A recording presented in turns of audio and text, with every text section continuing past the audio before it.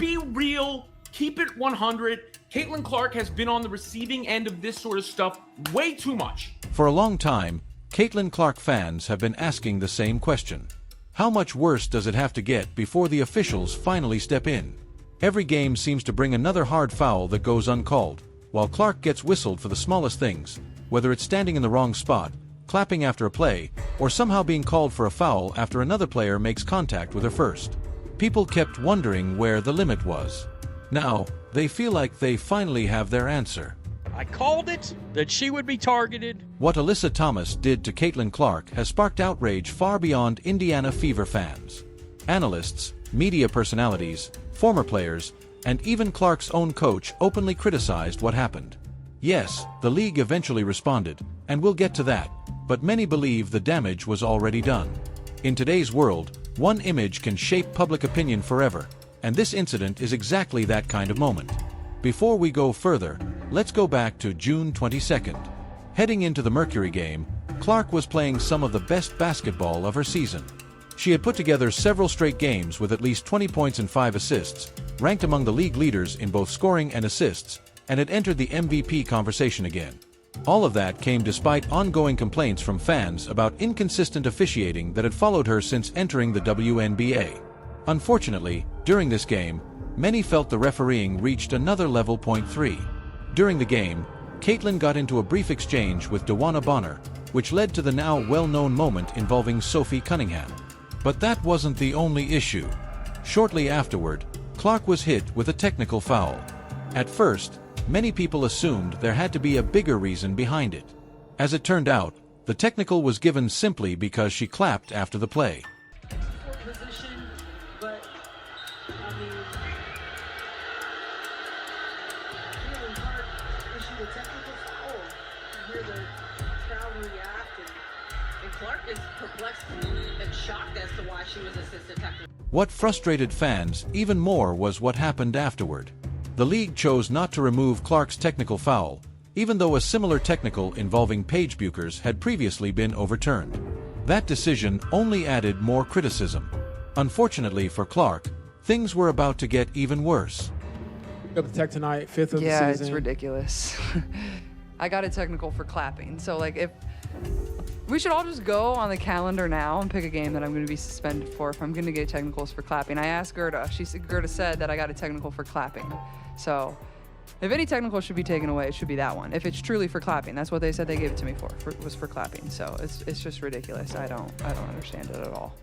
Not long after that, Alyssa Thomas swung an elbow toward Caitlin Clark during another play. Many viewers believed it was an obvious foul that should have been called immediately. Instead, the situation became even more controversial when officials reviewed the play and delivered a decision that left fans and analysts completely stunned. Yo, AT tried to take Caitlin Clark out. Look at that elbow. Oh my. She tried to take her out with the elbow. Following the review, the officials ruled that Caitlin Clark had initiated the contact.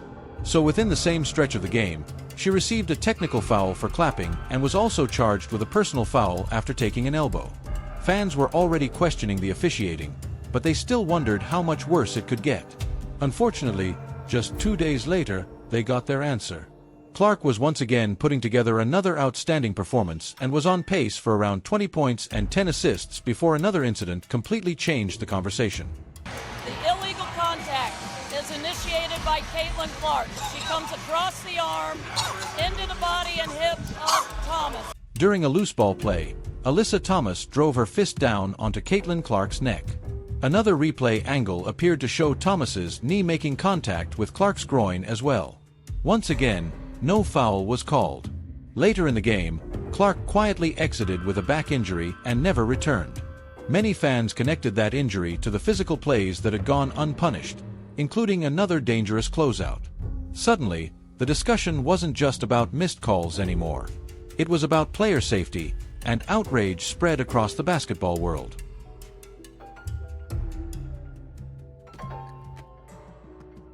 Fans and analysts weren't the only ones paying attention. Many people also watched how Fever head coach Stephanie White responded.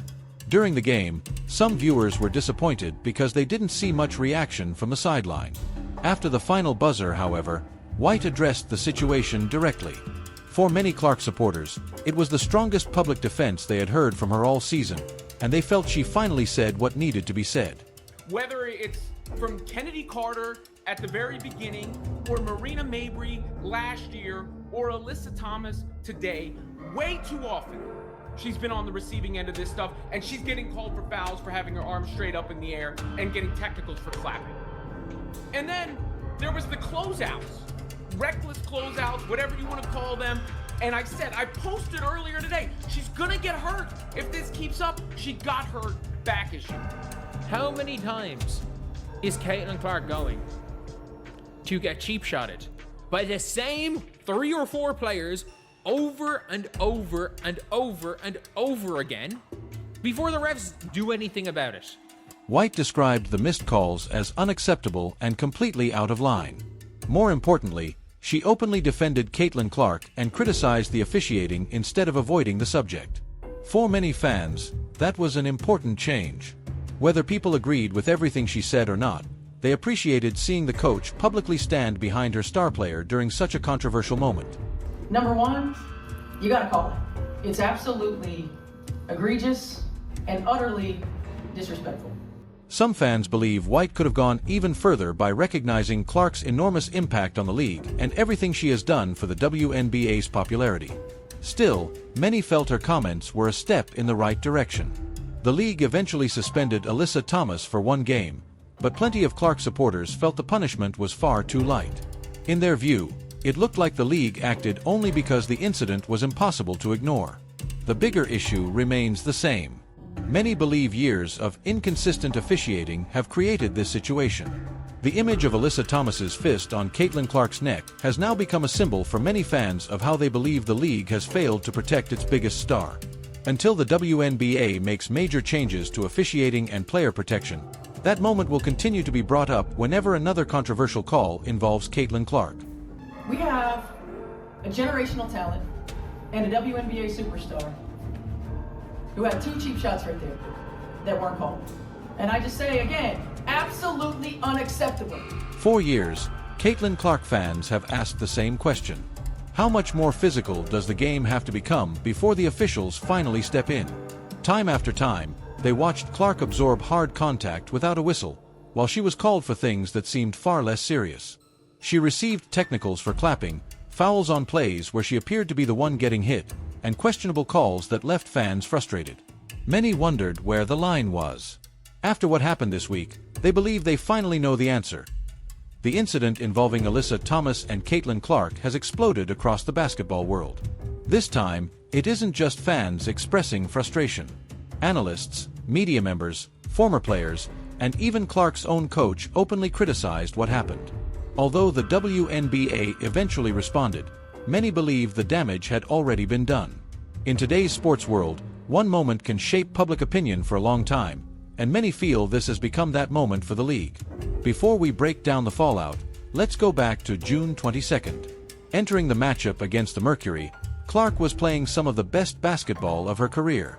She had recorded several straight games with at least 20 points and 5 assists, ranked near the top of the league in both scoring and assists, and had firmly entered the MVP conversation. All of that came despite ongoing complaints from fans about inconsistent officiating that had followed her since her rookie season. Unfortunately, during this game, many believed the officiating reached another disappointing level. Subscribe for more WNBA updates and basketball match updates.